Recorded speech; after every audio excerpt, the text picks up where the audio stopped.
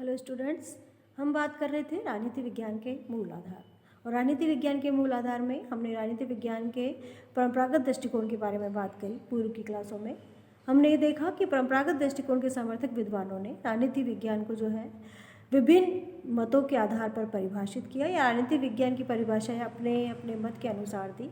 किसी ने माना कि राजनीति विज्ञान राज्य का अध्ययन है, किसी ने माना कि राजनीति विज्ञान सरकार का अध्ययन है, और कुछ मत ये सामने आए कि राजनीति विज्ञान राज्य और सरकार दोनों का अध्ययन है। तो इस प्रकार से उन्होंने जो है विभिन्न परिभाषाओं के आधार पर जो है राजनीति विज्ञान को परिभाषित किया। इसके साथ साथ परंपरागत दृष्टिकोण के समर्थक विद्वानों ने जो है राजनीति विज्ञान के अध्ययन क्षेत्र के बारे में भी अपने विचार रखे। तो हमने पूर्व की क्लासों में राजनीति विज्ञान के अध्ययन क्षेत्र के बारे में देखा, परंपरागत दृष्टिकोण के अनुसार परंपरागत दृष्टिकोण की विशेषताओं के बारे में बात करी, उनकी अध्ययन पद्धतियों के बारे में बात करी। आज हम बात करेंगे राजनीति विज्ञान के आधुनिक दृष्टिकोण के बारे में। राजनीति विज्ञान के आधुनिक दृष्टिकोण के बारे में हम चर्चा शुरू करेंगे लियो स्ट्रास के इस कथन से। उन्होंने कहा कि जिस प्रकार परंपरागत भौतिक शास्त्र का स्थान नाभिकीय भौतिक शास्त्र ने ले लिया है ताकि अणुबम की राह से आणविक युग आ सके, उसी प्रकार परंपरागत राजनीति विज्ञान का स्थान आणविक अर्थात नवीन या आधुनिक राजनीति विज्ञान को ग्रहण करना है ताकि हम अणु युग के भयंकर खतरों से मानव की रक्षा कर सके। अर्थात लियो स्ट्रॉस ने कहने का प्रयास किया है कि राजनीतिक संस्थाओं में जो परिवर्तन हो रहे हैं आणविक युग के पश्चात, उन परिवर्तनों को ध्यान में रखकर हमें जो है अपना अध्ययन प्रस्तुत करना है ताकि राजनीतिक संस्थाओं, मानव व्यवहार और राजनीतिक संस्थाओं के विभिन्न क्रियाकलापों, मानव के विभिन्न क्रियाकलापों के बारे में हम अपने अध्ययन के माध्यम से ये निष्कर्ष निकाल सके या ये जान सके कि अणु युग की विभीषिका से जो है मनुष्य की किस प्रकार से रक्षा करनी है, किस प्रकार की राजनीतिक नीतियों को अपनाया जाना चाहिए जिससे कि जो है अनुभव के खतरे से जो है मानव जाति की रक्षा हो सके। आगे देखते हैं आधुनिक राजनीति विज्ञान के विकास की पृष्ठभूमि। अर्थात हम ये देखेंगे कि ऐसी कौन कौन सी बातें सामने आई ही या ऐसी उस आधुनिक राजनीति विज्ञान के पृष्ठभूमि में कौन कौन से जो है तत्व निहित थे जिसके माध्यम से आधुनिक राजनीति विज्ञान का जन्म हुआ या राजनीति विज्ञान के आधुनिक दृष्टिकोण जो है वो सामने आया। तो इस संदर्भ में कहा जा सकता है कि राजनीतिक अध्ययन की जो प्रकृति है या राजनीति विज्ञान के अध्ययन की जो प्रकृति है वो विकासवादी है या उसमें सदैव ही जो है प्रगति देखने को मिलती है, उसमें निरंतर जो है विकास की प्रक्रिया उसमें चलती रहती है। और इसी संदर्भ में 19वीं शताब्दी के प्रारंभिक दशकों में कुछ ऐसे तत्व सामने आए जिसने कि राजनीति विज्ञान के परंपरागत दृष्टिकोण में कुछ नवीनता लाते हुए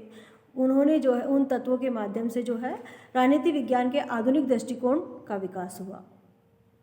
इस संदर्भ में ये कहा जा सकता है कि वाल्टर वेजहार्ट, वुडरो विल्सन, लॉर्ड ब्राइस आदि ने राजनीति विज्ञान के यथार्थवादी अध्ययन पर बल दिया। अर्थात ये भी एक तत्व था जिसके माध्यम से कहा जा सकता है कि राजनीति विज्ञान के आधुनिक दृष्टिकोण का जन्म हुआ, क्योंकि कई विद्वान ये मानते थे कि राजनीति विज्ञान का अध्ययन जो है प्राकृतिक विज्ञानों जैसा यथार्थवादी होना चाहिए, प्राकृतिक विज्ञानों जैसा सत्यनिष्ठ होना चाहिए। और ऐसे विद्वानों में प्रमुख थे वाल्टर वेजहार्ट, वुडरो विल्सन, लॉर्ड ब्राइस। इन्होंने राजनीति विज्ञान के अध्ययन में यथार्थता लाने का प्रयास किया। इन्होंने राजनीति विज्ञान के अध्ययन को जो है दार्शनिकवादिता या आदर्शवादिता से मुक्त करने का इन्होंने प्रयास किया। इसी प्रकार 1925 में चार्ल्स ई मेरियम ने राजनीति विज्ञान के अध्ययन के लिए वैज्ञानिक तकनीकों एवं प्रविधियों के प्रयोग पर बल दिया। 1925 में चार्ल्स ई मेरियम ने जो है पॉलिटिकल साइंस एसोसिएशन में जो है ये बात रखी कि राजनीति विज्ञान के अध्ययन में जो है वैज्ञानिक अध्ययन पद्धतियों का प्रयोग किया जाना चाहिए और वैज्ञानिक अध्ययन पद्धतियों के माध्यम से जब राजनीति विज्ञान का अध्ययन किया जाएगा तो अध्ययन में अधिक निश्चितता आएगी, अध्ययन में अधिक सत्यता आएगी। 1930 में हेराल्ड लासवेल ने अपनी पुस्तक साइकोपैथोलॉजी एंड पॉलिटिक्स में राजनीतिक घटनाओं और क्रियाओं की व्याख्या के लिए मनोविज्ञान को आधार बनाया। अर्थात हेराल्ड लासवेल ने अपनी पुस्तक में ये कहा कि राजनीतिक घटनाओं और क्रियाओं की व्याख्या जो है वो मनोविज्ञान के आधार पर होना चाहिए। अर्थात मानव मनोविज्ञान के अध्ययन के माध्यम से राजनीतिक घटनाओं और क्रियाओं के कार्यों और कारणों तक पहुँचा जा सकता है। इसका साथ साथ ये भी कहा जा सकता है कि द्वितीय विश्व युद्ध से पूर्व ही जो है राजनीति विज्ञान के अध्ययन क्षेत्र में आधुनिक दृष्टिकोण की शुरुआत हो चुकी थी, अर्थात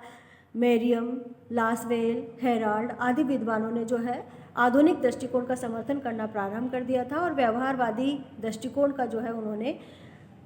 खोज प्रारंभ कर दी थी, व्यवहारवादी दृष्टिकोण का समर्थन करना प्रारंभ कर दिया था। इसी संदर्भ में द्वितीय विश्व युद्ध के बाद राजनीतिक संरचना, औद्योगिक विकास, वैज्ञानिक एवं तकनीकी उपलब्धियों तथा सैन्य क्षमता अत्यधिक भिन्न थी। अर्थात द्वितीय विश्व युद्ध के पश्चात इस परिवर्तन आए, राजनीतिक संरचनात्मक परिवर्तन आए, औद्योगिक विकास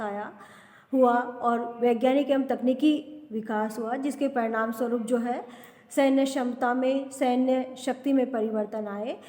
तो ये जो परिवर्तन थे, इनके माध्यम से भी राजनीतिक वैज्ञानिकों में इस बात का या इस विचार का संचार हुआ कि राजनीति विज्ञान के अध्ययन को भी जो है अधिक आधुनिक बनाया जाना चाहिए, राजनीति विज्ञान के अध्ययन को भी जो है अधिक वैज्ञानिक बनाया जाना चाहिए।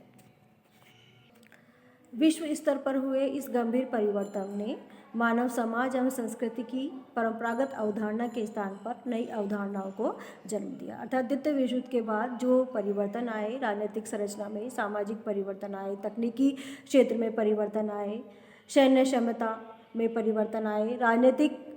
जो है विचारधाराओं में परिवर्तन आया, राजनीतिक संस्थाओं में जो है परिवर्तन आया, शक्ति के केंद्र में परिवर्तन आया। इन सब के परिणाम स्वरूप जो है मानव समाज और संस्कृति की परंपरागत अवधारणाओं के स्थान पर नई अवधारणाओं ने भी जन्म लिया। अर्थात सामाजिक विज्ञानों के जो अध्ययन क्षेत्र में भी जो है परंपरागत अवधारणाओं के स्थान पर नई अवधारणाओं का जन्म हुआ, नए तथ्यों का जन्म हुआ, नई जो है सोच का जन्म हुआ, नए सिद्धांतों का जन्म हुआ। और इन्हीं के परिणाम स्वरूप राजनीति विज्ञान ने भी जो है अपने आप को अद्यतन करने का प्रयास किया, अपने आप को आधुनिक बनाने के लिए उन्होंने जो है विज्ञान, अपने विषय को विज्ञान बनाने के लिए उन्होंने प्रयास किया।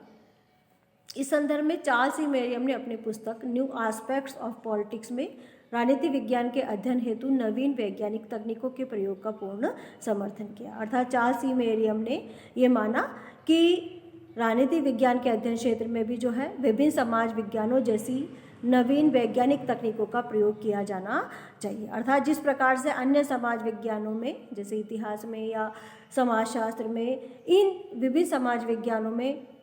वैज्ञानिक अध्ययन पद्धतियों का प्रयोग किया जाने लगा है, अर्थात सर्वेक्षणात्मक अध्ययन किया जाने लगा है या अनुभवात्मक अध्ययन किया जाने लगा है, उसी प्रकार से राजनीतिक विज्ञान के अध्ययन क्षेत्र में भी जो है दार्शनिक अध्ययन के स्थान पर या सैद्धांतिक अध्ययन के स्थान पर विषय के व्यवहारिक अध्ययन पर बल दिया जाना चाहिए और विषय के जो है व्यवहारिक अध्ययन के साथ साथ वैज्ञानिक अध्ययन पर भी बल दिया जाना चाहिए। और वैज्ञानिक अध्ययन तभी होगा जबकि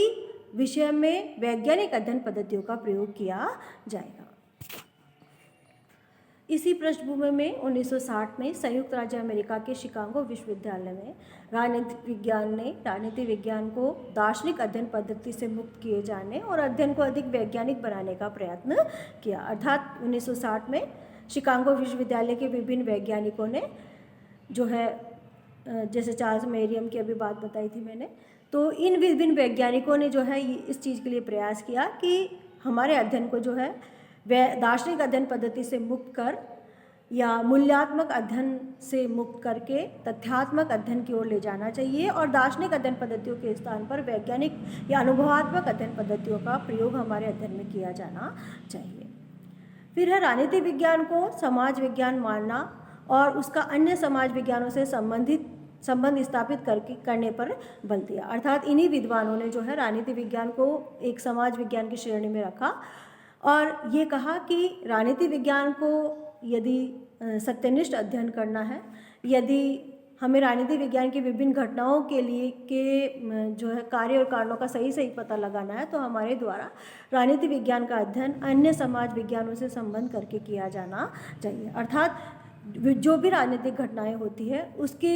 उसको विभिन्न परिप्रेक्ष्य में जो है उसका अध्ययन किया जाना चाहिए। जैसे कि किसी भी राजनीतिक घटना का अध्ययन उसके सामाजिक परिप्रेक्ष्य में, उसके धार्मिक परिप्रेक्ष्य में, उसके आर्थिक परिप्रेक्ष्य से संबंधित करके या उसके ऐतिहासिक परिप्रेक्ष्य से संबंधित करके उस घटना का अध्ययन किया जाएगा। तभी हमें जो है उस घटना की पृष्ठभूमि का पता लगेगा, तभी हमें उस घटना के कार्यों और कारणों का सही पता लग पाएगा। तो इस प्रकार से विभिन्न विद्वानों ने माना कि राजनीति विज्ञान के अध्ययन को जो है समाज विज्ञान ही माना जाए, या राजनीति विज्ञान को भी समाज विज्ञानों की श्रेणी में रखते हुए हमारे द्वारा अपने अध्ययन को, अर्थात राजनीति विज्ञान के अध्ययन को इतिहास से संबंध करके, समाज शास्त्र से संबंधित करके,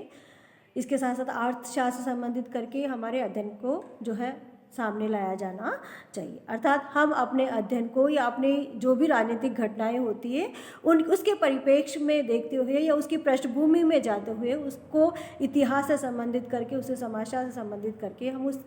घटना का अध्ययन करें, तो हमें जो है कार्यों और कारणों का सही पता लग सकता है। राजनीति विज्ञान के आधुनिक दृष्टिकोण के समर्थक विद्वानों में प्रमुख है David Easton, G.E.C. Catlin, Lasswell, Hans जार, अलेक्जेंडर हर्ड आदि। निष्कर्ष तौर पे कहा जा सकता है कि इस प्रकार राजनीति विज्ञान के अध्ययन क्षेत्र में परंपरागत दृष्टिकोण में कुछ कमियां पाई गई, जिसके परिणाम स्वरूप अध्ययन के आधुनिक दृष्टिकोण का विकास हुआ। अर्थात परंपरागत दृष्टिकोण में अध्ययन को जो है सैद्धांतिक अध्ययन को महत्व दिया जाता था, मूल्यात्मक अध्ययन को महत्व दिया जाता था, और इसके साथ साथ आदर्शवादी अध्ययन के द्वारा जो है उनके द्वारा विषय को का सिर्फ काल्पनिक अध्ययन प्रस्तुत किया जाता था। तो जो है द्वितीय विश्व युद्ध के पश्चात या द्वितीय विश्व के कुछ समय पूर्व जो है विभिन्न राजनीतिक वैज्ञानिकों ने अनुभव किया कि राजनीति विज्ञान के अध्ययन में जो है सत्यता होनी चाहिए, यथार्थता होनी चाहिए, और राजनीति विज्ञान के अध्ययन को जो है अधिक वैज्ञानिक बनाए जाने का उन्होंने सोचा, और इसी के परिणाम स्वरूप जो है आधुनिक दृष्टिकोण का विकास हुआ। तो इस प्रकार से आज का हमारा टॉपिक पूरा हुआ। मैं आपको एक बार सारी स्लाइड दिखा देती हूँ।